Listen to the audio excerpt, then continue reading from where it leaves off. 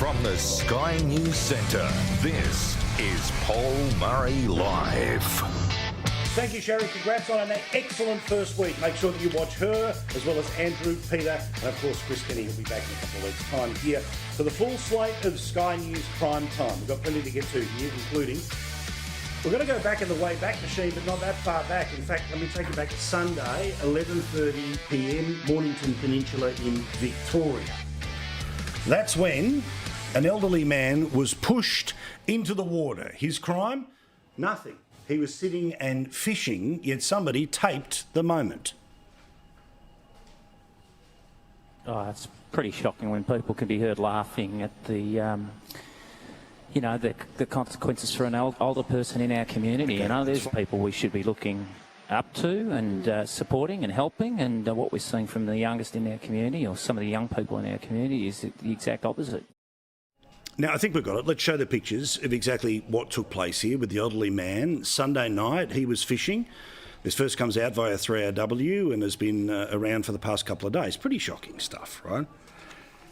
Now, we learned that a 14-year-old has actually now been charged with what you can see happening right now. That goes through a court process, so I have to hold some of my language here. But important to note here too, that there's other stories around that suggest that one of the people that has been involved in this situation apparently had been known to police. Well, why? Because this was a situation that had happened back in November. The 35-year-old allegedly confronted a gang of teens after she claims she saw them vandalising a bus parked outside her elderly neighbour's home. Seen them harassing my neighbours, and I went out and said something, and then they jumped me. Now, that woman is still living with the consequences of the attack that took place in November that seems to have connections, at least through some of the people, to what I showed you just moments ago about the fishermen at Mornington Peninsula. Remember, we're talking about teenagers here. This is part of the extent of the damage that she received after being set upon. Remember, her only crime was trying to intervene as people were damaging her neighbour's property. Jamie initially didn't want an ambulance, but later she had to be rushed to hospital after losing consciousness. She spent a night at the Alfred where doctors glued her wound shut. I don't go out at night anymore. I'm always watching my back around here. Yeah, poor lady. Now, we learned today that a second teenager has been charged with their connection to the footage that we showed you before and the assault on the elderly man on Sunday night on the Mornington Peninsula. Now, as you know, on this program, there is one form of ism that we often talk about, and it is an ism that not too many people want to talk about, and it is ageism. Now, a version of that is essentially to dehumanise people of a certain age, to poke fun at them, or to make the most of the physical advantage that you may well end up having over them. This is a point which is being made by this lady, who is one of the chief legal advisors to a group called Senior Rights Victoria. And she says that when it comes to violence against older people, these type of acts and these kinds of manifestations of ageism are really just the tip of the iceberg. There's a lot that goes into the way that we treat our older community members. Respect is one thing, but then there's also a degree of entitlement which comes in when a younger generation, in the way that they're treating elderly family members and loved ones and older people in the community generally. Now again, the matter is before the court.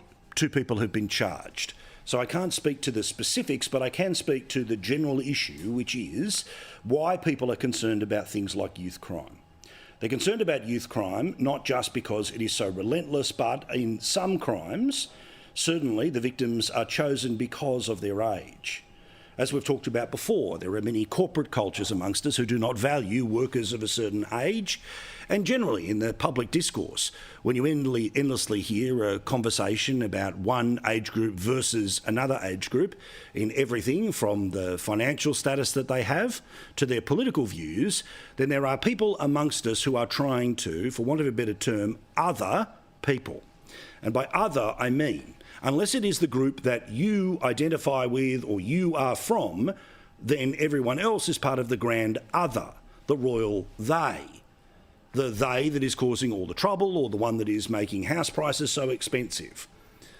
So yes, a singular crime is only ever a singular crime, but an overall issue about how we respect or don't respect people of a certain age is something I will never walk away from on discussing as the lead story on this program every night. In part, I believe it's why you come to join us in the numbers that you do on Foxtel, Flash, on regional, and lots of places, and I very much appreciate it because we will always talk about you. Now, as we know, we're all living through yet another world of albonomics and another day where the front end of the plane gets richer, those that are paid for by the taxpayer like him, they end up getting their biggest pay rises in 10 years, but the reality is that for many people they get left behind, not just on the question of cost of living, but particularly issues to do with, say, employment. Now, Australia does have a very good unemployment rate, which is still below 4%. And the Prime Minister has gone out of his way to pretend that he is the one who is in a small business and hiring the people to work for that small business, because every job that is created is apparently one the Labor Party can take credit for. In our first 18 months, you've had over 620,000 new jobs created on our watch, more than any first-term government in Australian history. So, OK, he's not the first politician to do this, but he promised not to be a politician who would do it like everyone else. And yes, the reality is that the headline figure, as I say, still remains under 4%. But if you are a real human being, you don't care about what the overall figure says. You couldn't care less about how the numbers are pushed this way or that way, or owned or otherwise by your average politician. But there was a deeper number that I want to talk about that was inside that steady, nothing to see here number. There was, once you put together the number of people who lose a full-time job or a part-time job, 65,000 people who lost their job in Australia in December. Think about the difficulties that everyone has who has a job in trying to make ends meet. Well, imagine what Christmas was like for 65,000 people who did not have a job, one that they had previously had in the previous month or maybe months earlier than that. Now, to give you an idea of just how many people that is and about how unusual such a spike actually is, let me do it via this illustration. You know, Optus Stadium in Perth holds everything from the cricket to concerts and the upcoming Elimination Chamber from the WWE. Please send tickets to Sky News. Well, that, of course, is a stadium that still wouldn't have enough seats for everyone who lost a job in December. In fact, you'd need an extra 4,000 of them. What about the Adelaide Oval or Marvel Stadium in Melbourne?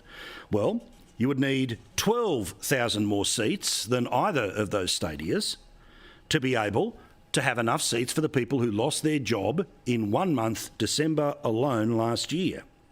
For Suncorp Stadium in Brisbane, where the State of Origin is held and many a rugby league final, Magic Round and Taylor Swift concerts, well, you'd need another 13,000 seats to fit the full 65,000 people who lost their job in December.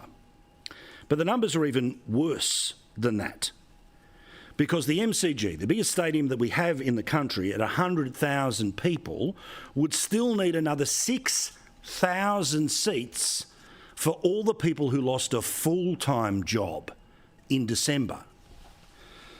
The numbers again via the Bureau of Statistics today, and the reason you get to the 65,000 number is because you take the full-time number, which has gone down, and then you obviously take away the number that goes up with part-time employment.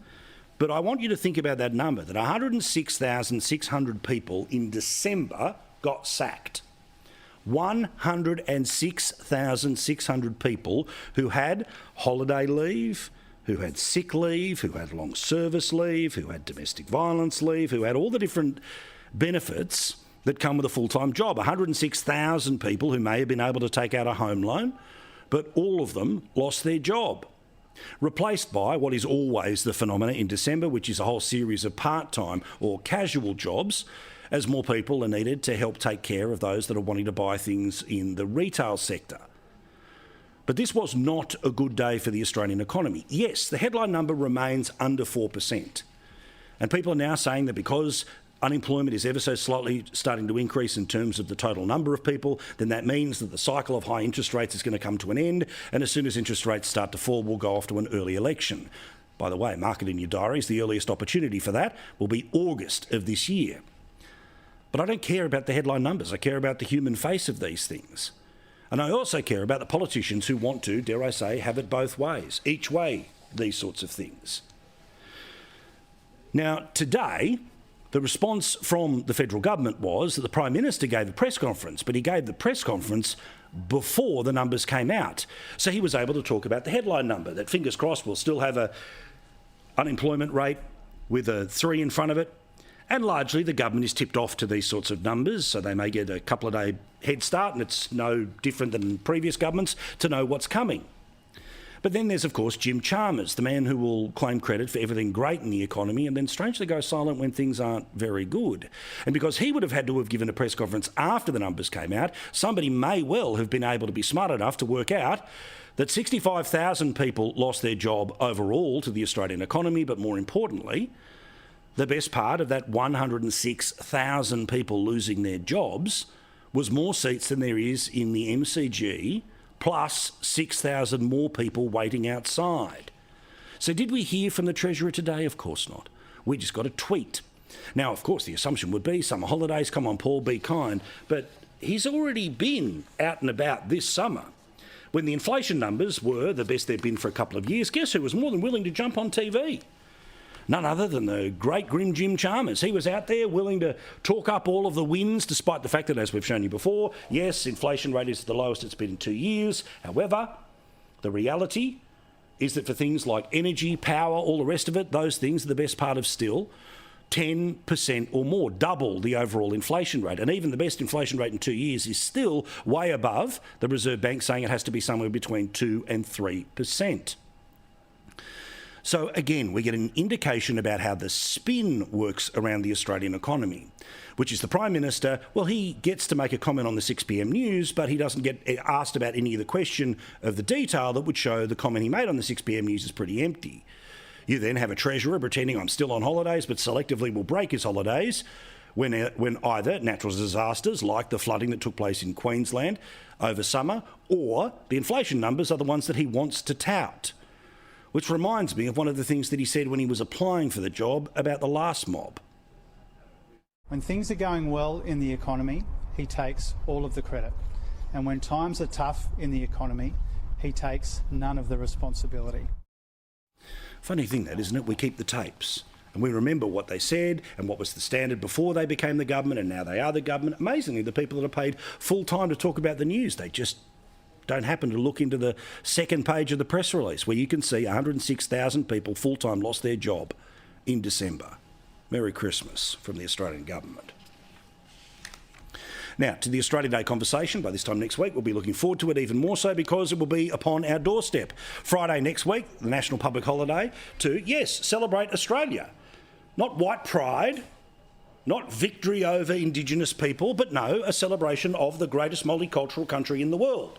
The one where, yes, someone came from somewhere else, but all of us get to live in not relative, absolute peace. And thousands of people put up their hand and, of course, they join the country, and it's why I love Australia Day in particular.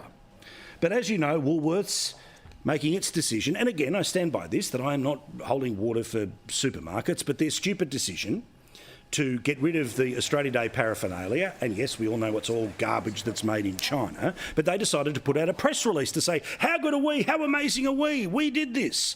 Well, it set a fire off a couple of days ago, and it continues to today.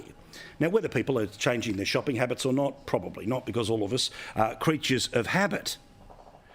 But I wanted to show you this, where, as you know, the collective press gallery opinion is that anyone who has any problem whatsoever with what Woolworths not necessarily did, but how it trumpeted what it did, well, apparently some sort of a knuckle dragger who was, of course, involved in a culture war. And it's another way of starting off the year by bashing Peter Dutton, as opposed to starting off the year by talking about the economy that the Prime Minister is presiding over, which, of course, means much of the media desperate to rehabilitate the Prime Minister with the pack of whackers. Well, they were given a moment here to be able to have a go at Peter Dutton. And then there was polling that came out today that seemed to reinforce the idea that no one cares and it's all just a weird thing Peter Dutton was talking about. The headline saying, just 1 in 5 Aussies back Peter Dutton's call to boycott Woolies. Now, I don't have the original data from the poll. I only have what was written in the articles, but I want to show you how there was a little fiddle here in the poll. Now, if you have a look at this, you can see that it's split into three parts. The red bit is I support the decision of Woolworths and Big W management, so that's about 14%. There's also some polling around today. This is about, 30% of people are those that are ones who say change the date. About 20% of people, a little bit higher for people who voted no in the referendum. But I support Mr Dutton's call and will be boycotting Woolworths. And then there is the vast majority, which is 66% who say my main concern with supermarkets is the excessive price rises rather than this issue. Well, hang on here. Now, I'm fine to see a poll that turns around and says the majority of Australians disagree with those of us who have had a problem with the way that Woolworths made this decision. OK, that's fine. That's democracy. But a poll that doesn't really ask the yes-no question of do you support Woolworths' decision no longer to stock Australia Day merchandise, yes or no? And then another question, because you can ask multiple questions when you're a poll. It basically costs exactly the same money, no matter how many questions that you ask. Do you agree with Peter Dutton's call to boycott Woolworths because of their decision to no longer sell Australia Day merchandise, yes or no? But the idea that there's this third question that comes in that everyone would of course agree, which is that our focus when it comes to cost of living is prices at the moment. Instead is a weird off-ramp from actually dealing with the issue that is before us, the thing that is annoying so many people around Australia. But again, perfect example about how the media works. I've been around long enough to know how the sausage is made, and it ain't pretty when they do things like this.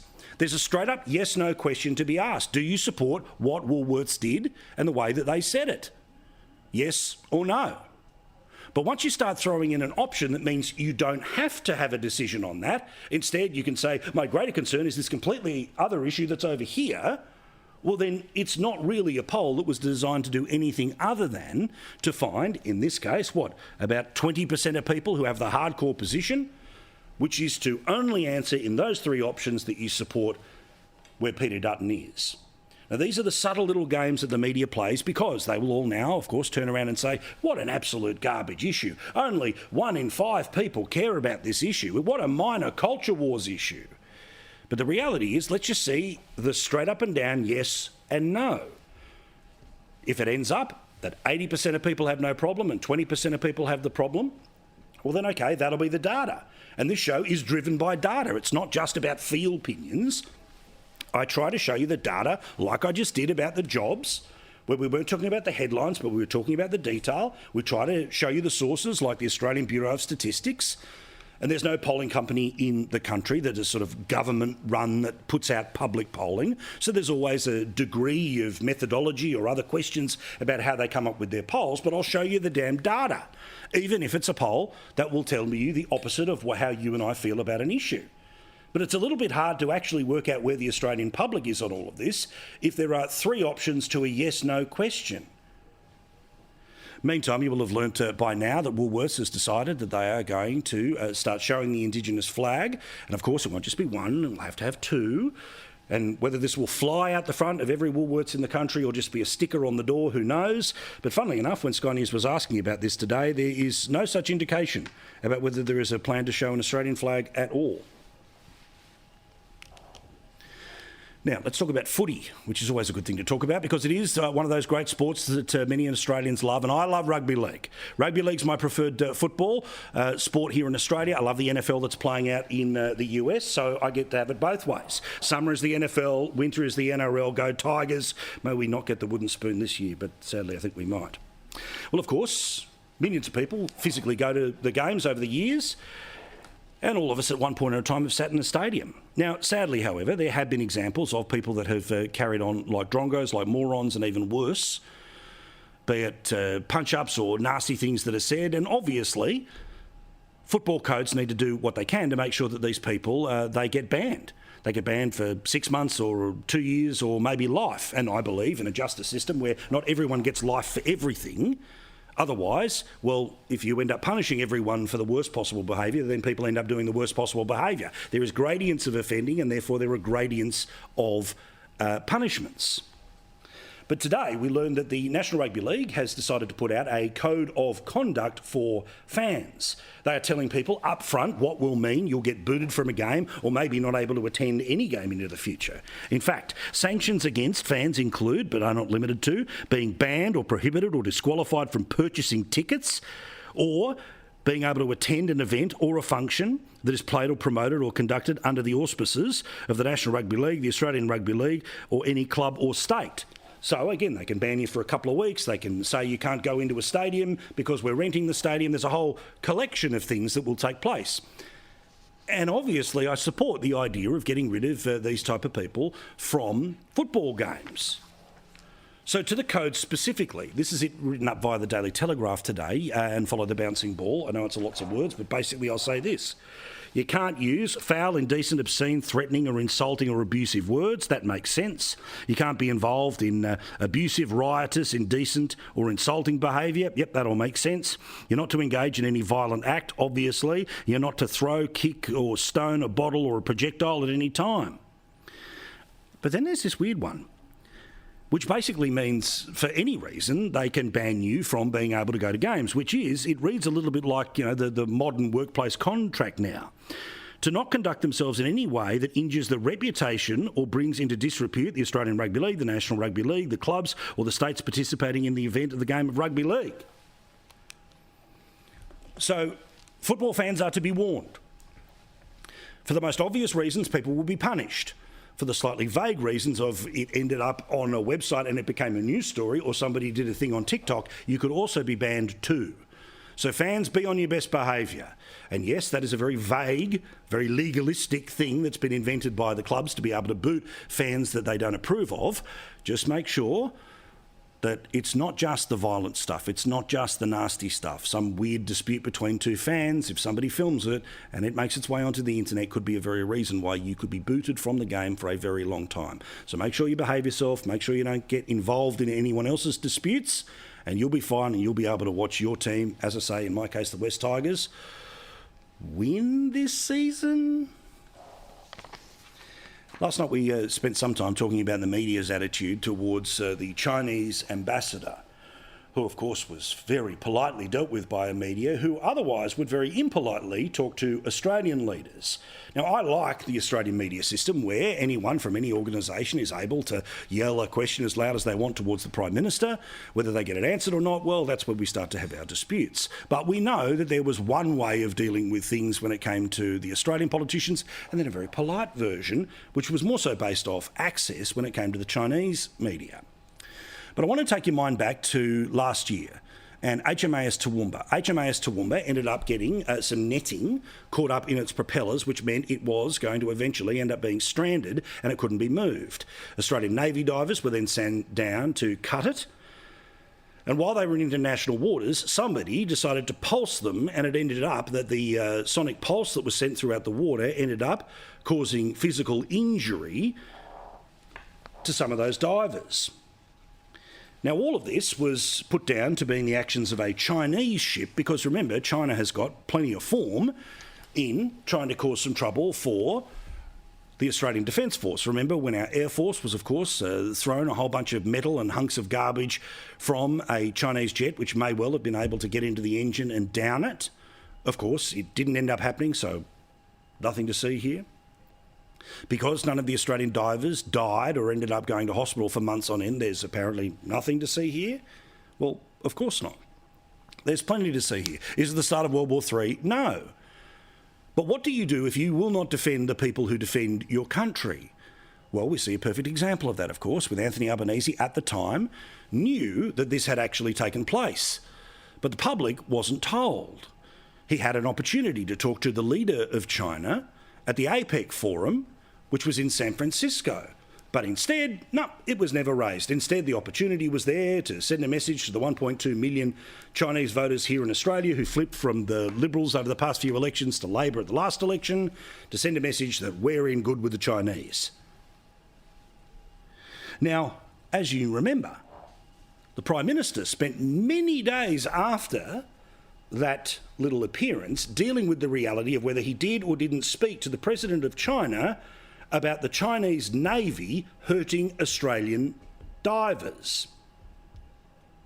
We've raised it very clearly through all of the normal channels. What we won't be doing is taking lectures on how to build our diplomatic relations with those opposite. And yesterday, indeed, this official also met with the Foreign Minister, Penny Wong. It was a formal meeting, and it was raised again.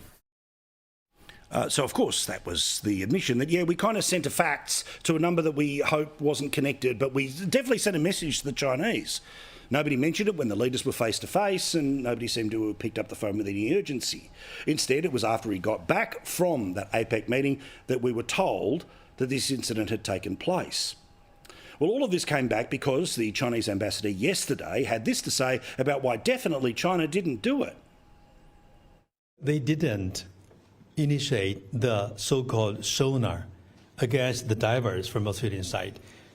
What they said is, should they have initiated the sonar from the Chinese ship against the divers, it would cause immediate fatality. There was a third country boat nearby. Whether or not there was sonar from the other side, other party, we're not sure. Yeah, which country was that? Japan. So if we did it, we would have killed you. Because nobody got killed. It was obviously Japan. Really?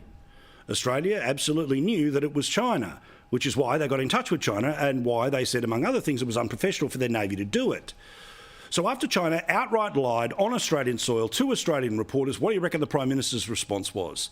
Let us leave anyone? Well, I stand by the comments that we made. I'm not swayed by the comments. The Navy made reports. I think it's very clear what occurred. I stand by the comments that I made at the time, that it was wrong. It shouldn't have occurred. Such a strong reaction to our new friend. And that's exactly what China wants. Never call us out, never push back, take whatever we give you and say that it's amazing. We manage the relationship, you keep the voters, all's sweet, right? Now, as we know, this week, Donald Trump took a big step towards becoming the Republican nominee. I still think that is absolutely what is going to happen, whether he wins the general election or not. Obviously, we'll have to wait months to start to see what happens. He won, of course, in Iowa. Lefties are turning around and saying, well, if you actually put everyone else together and then carry the one, his margin really wasn't that big. OK, he got more than 50% of the vote. And in any election, that's enough to win.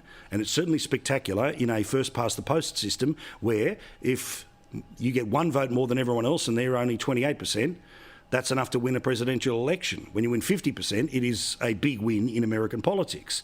But then he, of course, went to court. And today he had some troubles in court with the judge who's trying to decide about just how much he's going to have to pay for defamation proceedings from a person who he'd previously been found to have defamed.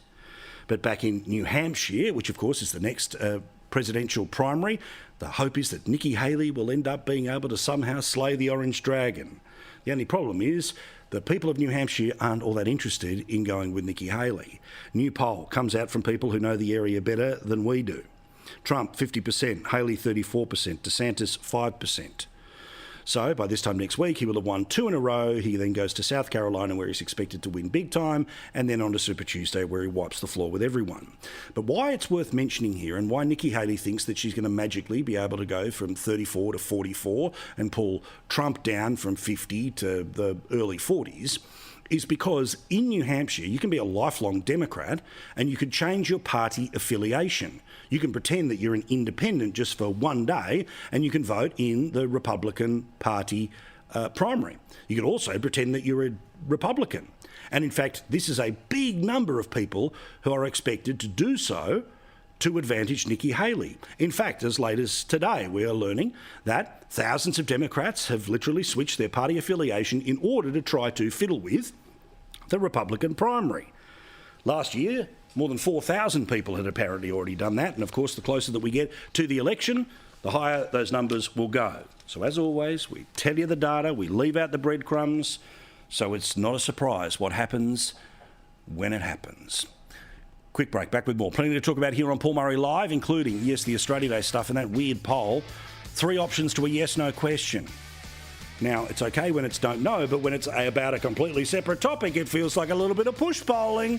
We'll talk about that with, among others, the great Sophie Ellsworth. If you want to tell me who you think the winner and loser of the week is, jump onto the socials. Just getting started here on Paul Murray Live on a Thursday night. Glad you're watching.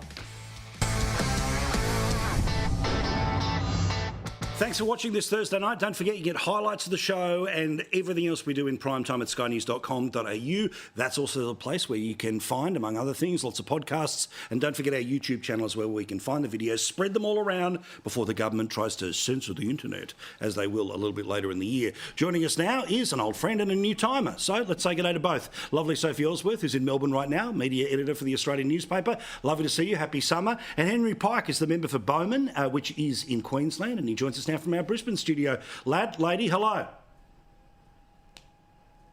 Hi, Paul. Great to see you. Lovely to see you both. All right, so this poll, this YouGov poll that was around today, which basically is a yes, which should be a yes-no question. Do you support what Woolworths did? Instead, it's sort of a halfway question around Woolworths, Peter Dutton, and then we just get another half to the two halves that already exist, which of course don't add up, which is why three options in a yes-no question end up in a scenario where you support Dutton's position, you support Woolworth's position, and you are more concerned about prices. Means we don't actually know what people think on this thing. But Henry, you're very strong on Australia Day, so I presume you're more than in lockstep with your leader. Completely in lockstep with Peter's position on this one, Paul. And I think this poll was just absolutely ludicrous. Of course, the propositions are not mutually exclusive. People can be concerned about prices, but also be very concerned about a Woolworths position that they've taken on Australia Day. And I'm one of the many families in my local area that's said goodbye to Woolworths and moved across to Coles, and I don't think we'll be looking back anytime soon. But I think people are tired of this sort of approach of cancelling Australia Day by stealth, and people certainly seem to be voting with their feet, and certainly Woolworths' share price is having an impact. Yeah, now if you're fired up about this particularly, you should have a look at Aldi today also formally came out and said it's not going to be in the Australia Day game anytime soon. Sophie, now again, I did make clear reference earlier in the week. I don't really care about the ban side of things. If you want to do that, that's fine. You're right as a consumer, right? My issue was how Woolworths trumpeted it, re-trumpeted it, over-trumpeted it. Now we get the stuff about what flags are going to appear and all the rest of it here. I thought that one of the messages that came out of The Voice was the corporate positioning on social issues is a little on the nose sometimes. But again, I just want to talk about this poll because the poll will be used and quoted everywhere that only 1 in, 5 in 100 people care about the issue. Well, I just want the yes-no version. Well, that's fair enough, Paul. But of course, if you ask Australians, do they care more about a boycott or the cost of their fruit and veggies and groceries, it's pretty obvious what they're going to say is more important.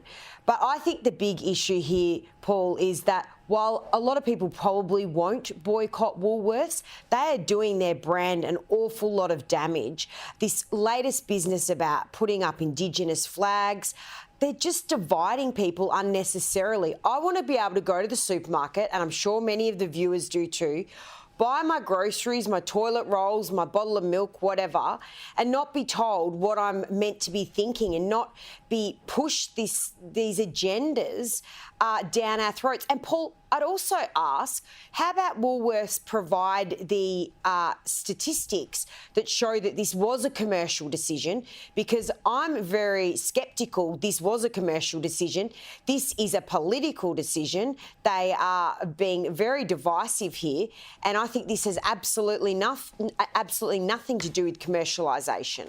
Yeah, but also, Henry, give us an idea here about what you would like people to do. You've certainly got something up on your website to back in Australia Day and to do so hard. Absolutely, Paul. Well, I've got a bill before the Parliament called the Australia Day Bill 2023, and essentially that would provide Australia Day with the same protections that exist for our national flag. So if any government ever wanted to change the date, they'd have to actually take it to the Australian people and put it before them as a plebiscite and have the 26th of January as one of the options in that vote.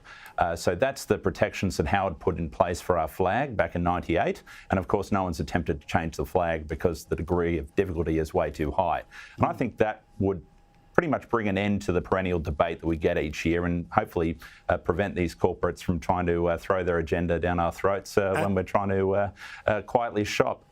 No, absolutely. But also in this scenario where, OK, if you're going to move your national day, and if it is the most popular position, then obviously it would effortlessly be able to pass with the approval of the Australian people. But we all both know that, again, another poll around today showing only about 30% of people are believing that there's a great need to change the date. In fact, there is a very significant growing number of people who support my position, which is the Noel Pearson one, which is about the two-day solution. Look, let's be honest, it's an extra public holiday, but still, the idea of 25 and 26. But let's see where we go.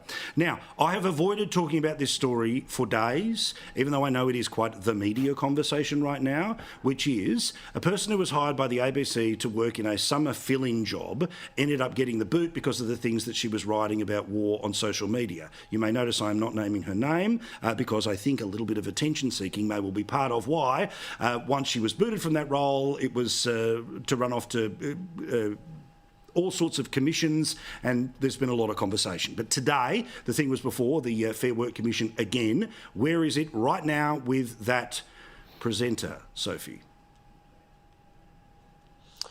So, Paul, I will say her name. It's Antoinette Lattouf, who really is an activist journalist. Now, she has been an activist for a very long time. So she has taken the ABC to Fair Work, arguing that she was unfairly dismissed from the ABC over posts that she did in relation to the Israel-Gaza war. Now, that's all well and good. This is now unfolding in Fair Work. It wasn't resolved today and will continue on. But, Paul, the question I have, and the ABC don't seem to be fronting up with, who put Antoinette Lattouf there in the first place? Mm-hmm. She is known for her polarising views. She is an activist. I think that is absolutely fine if she wants to do that. But why did the ABC think this was a good idea? They've now caused themselves immense pain.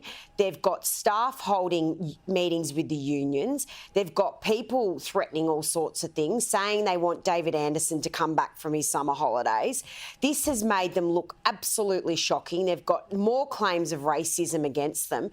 What a PR train wreck. We are 2 weeks into January and the taxpayer-funded broadcaster is now in Fair Work over claims of racism again. This is just absurd. They get themselves in these situations unnecessarily. Who was vetting the hiring of Antoinette Lattouf and thought that would be a good idea to have her as a fill-in host? And that is a question that has not been answered. All right. Now, Henry, I want to talk about the Prime Minister and his response to the Chinese ambassador yesterday. Again, this is about how you defend the people who defend us. Now, I know we must manage the relationship, which is, of course, code for give China whatever it wants, even if it spits in your eye. Well, thank you so much. I was feeling a little dry. I do appreciate the moisture. What do you think, though, of the Prime Minister just basically not reacting at all to the Chinese ambassador saying, no, it wasn't us. If it was us, we would have killed them? I think it's been an incredibly weak response, but it hasn't just been an incredibly weak response this week. It's been an incredibly weak response since the Prime Minister was elected. He's bent over backwards to try to accommodate China, to try to thaw the relationship that had frosted over the course of the last decade. And unfortunately, he's finding out the hard way that it's not because of Australia's behaviour that created this frosty relationship. It's because of China. China doesn't want to be our friend or our equal. China wants us to be subject to their will. And unfortunately, the Prime Minister is discovering that no amount of kowtowing will actually make President Xi respect him. And he's got to actually take a firmer position on this. It's not enough just to bat away these sort of questions, but he should be absolutely taking the ambassador to task about the lies he was spinning to the Australian people. I mean, that sort of stuff might go down well to an applauding audience in Beijing, but to the mainstream educated audience in Australia, they're going to take the Royal Australian Navy's side on this dispute every day of the week, and they understand that sort of gaslighting for what it is. Well, and then, Sophie, there was that huge story the Wall Street Journal broke today. It is all part of the great reporting that has been done by people that are fearless to work out the actual origins, the timing and all the rest of it, of the global pandemic that I double-checked today has killed more than 7 million people, let alone the global lockdowns, the destruction of economies, the huge disruptions to people's lives. You would think that an event as significant as that would continue to be discussed. I mean, they were very forensic about January 6th, and we need to talk about that all day, every day, and who was where and what was what, and it's what the next election's about. But God forbid anyone wants to talk about who did what in China. But of course, as we learn, is that China was able to have full details about the makeup of the virus, yet they didn't tell the World Health Organization and international communities for another couple of weeks, and those couple of weeks may well have been vital in being able to work out how to stamp it out earlier. But this is also, again, a story that killed 7 million people, yet it seems that if you show any curiosity about this, you're stuck in the past, Soph. Well, that's right, Paul, but I will point out that Sharry Markson's done some incredible reporting on this, of course, and has pursued this relentlessly when most reporters have tossed in the towel. But I do think, Paul, the issue with the COVID-19 pandemic, aside from the shocking situation that so many people died, is that I think people have fatigue. I think many of us, for right or wrong, want to move on. We don't want to think about it. We are over it. We want to move on with our lives and almost erase that it ever happened. Now, I know that is absolutely no good, and that's where we need journalists to be fearless and get to the bottom of this. But you're right, if you pursue this, you are kind of stuck in the past. The perception is, I'll get over it, it wasn't their fault, whatever. What's the new But term? this is a massive issue. That's right, Paul. This is a massive issue that affected all of us, and it seems to just have passed us all by. I'm with you. Henry, I've got to go, as well as wonderful Sophie. But Henry, give me a 2-second bold prediction for the year ahead.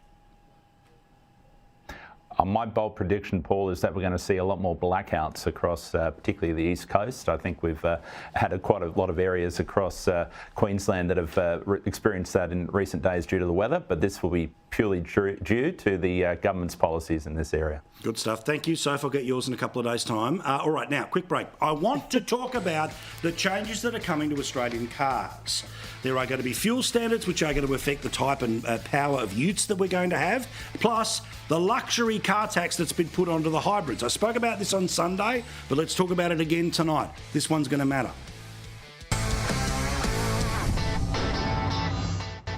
While you were enjoying your summer, the federal government made a couple of very big announcements to do with the cars that we're able to drive, and most importantly, the types of cars people need to work. Things like utes are, of course, tools for the many good people with an ABN, a plumber's licence, a Sparky and all the rest of it.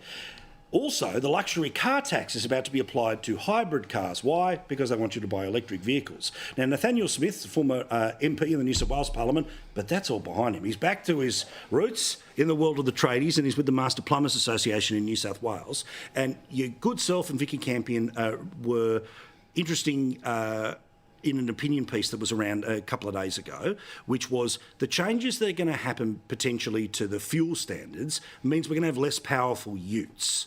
What does that mean for a tradie like a plumber?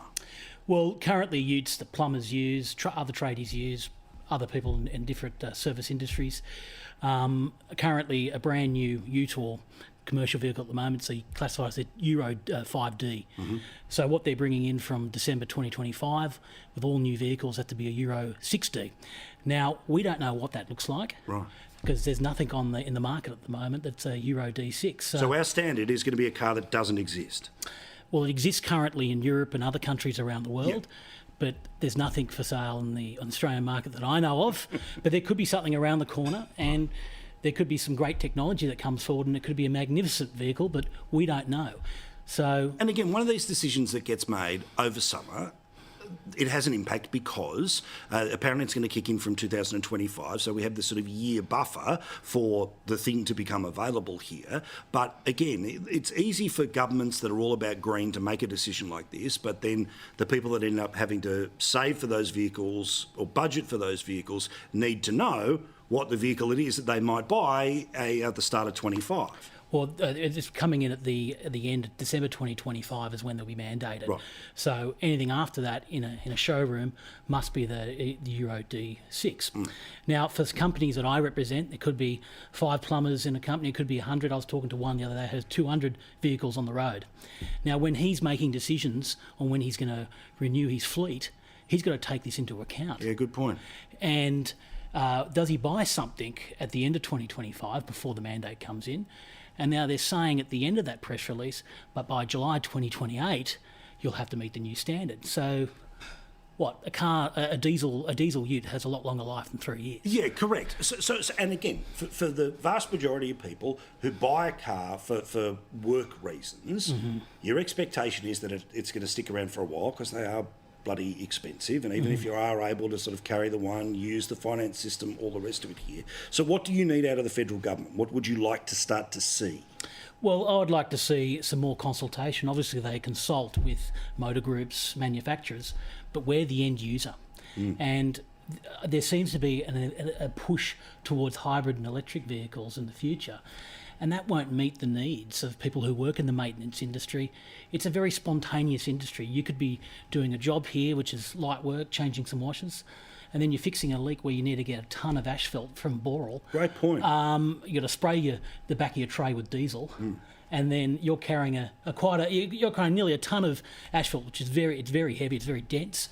So that could happen in one day. Yeah. And if eventually you have to use an electric vehicle, where are you going to charge it? What's better, being a politician or talking plumbing? Oh, it's been a great change. Yeah, mate. I reckon talking plumbing, way better. You dealt with, well, dare I say, a certain type of thing in Parliament, but talking plumbing, talking real stuff. It's real stuff. As the former government whip, I was a bit of a plumber. I had to fix the leaks. I had to keep everyone in line. Now I'm doing that in a different way. Good stuff. So, no, it's going very well, and the organisation's growing. We've put out a new website. We're always looking for apprentices every day through MPAL, our group training organisation. And there's much more benefits coming to members if they're a member of the Master Plumbers. And we're continuously advocating for our tradies. Good stuff. Every day. Good on you, Nathaniel. Lovely to see you, mate. Look forward to talking to you very soon. Again, formerly part of the New South Wales government. Well, in New South Wales, obviously, but now talking plumbing, but more importantly, having that early conversation about it's all these one things where, ministers and bureaucrats make decisions. Well, of course, the people who end up getting affected by those, like those around their utes. We're going to keep talking about it, and again, I'm going to get into that luxury car tax stuff, because when Australians have the choice, they're choosing the hybrid, not the electric, and that's a whole other issue on top of the ute one, where the European standard will be the one we have to match up to. Quick break, back with more here on Paul Murray Live.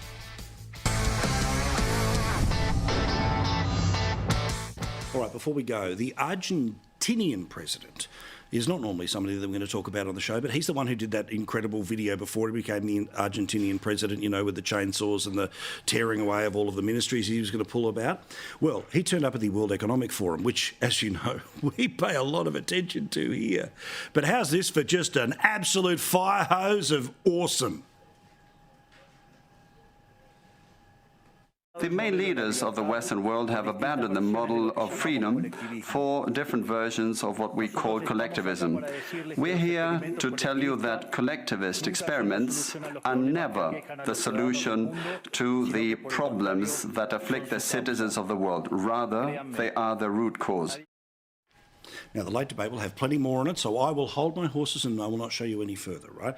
But it is an excellent speech that I know has set Joe Hildebrand on the right path, all right? It is now moving him away from that sort of, soft lefty business. As for Liz, she thinks that he's a little bit too soft. Not Joe, of course, that being the Argentinian president. And James will do his best to lead you through for the evening. See, I'll hold off on the grabs. That's a team working together. That's our show for the week. Thank you very much for watching us this week. Don't forget, jump on all of the socials. I'll be part of the Sunday Showdown on Sunday night. You can always send me an email about all issues you think we should be talking about on the show, which is paul@skynews.com.au. Go Yankees. Enjoy your weekend. Ta-da.